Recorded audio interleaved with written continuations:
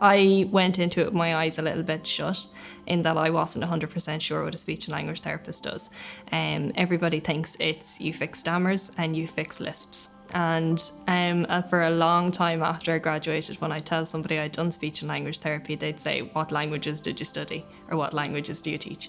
And although you do get to perfect your English language skills, it is a lot more than that. It's a lot more diverse. And if you want a profession that has medical side, an educational side and a caring side all in one nice neat package, speech and language therapy would be the degree for you. There's such a variety of communication difficulties. I think people think quite narrowly when they think of speech and language therapy. They think of it just being speech sounds, but it's, as I said, it's a cradle to the grave profession. So you could be working with very, very small little children right up to adults who are in their final days.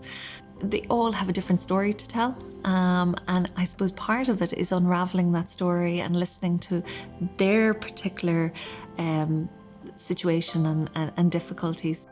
Speech and language therapy is a really unusual mix of a range of disciplines. So we have the medical sciences, the psychology sciences, sociology, and also linguistics and phonetics. So I think the mix of subjects is quite interesting, and I think that kind of attracts some of our students.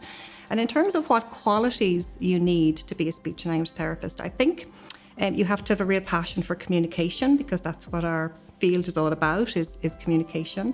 I think you also need to like to work with people and to problem solve, because everybody who comes into you will have a unique profile, they'll have a unique situation, and you're trying to understand that context and work with the person to develop goals in terms of what they want to achieve, and then support them on that journey to achieving those goals. So I think that collaborative partnership approach is really important in speech and language therapy. So that, I think, and making a difference, I think, would be the things that would attract students to this course.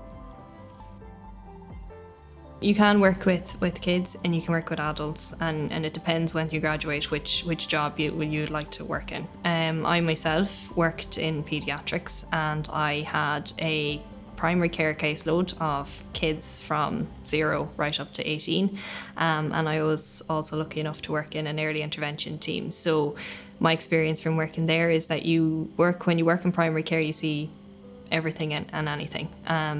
Working life is very varied. You're never bored. No 2 days are the same, and no 2 kids are the same. So you're always thinking on your toes. You're always having to come up with ideas and games, and it is a lot of fun. And like I said, you do get to work with not only the child themselves, but their community, so their parents and their siblings, their teachers, etc.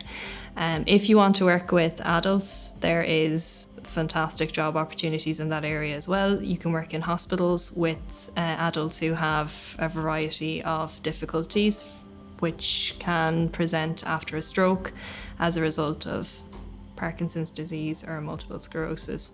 And you can work in rehab settings as well with those people to get them back living life to as full as they possibly can. So it is a very varied job, and you will never be bored.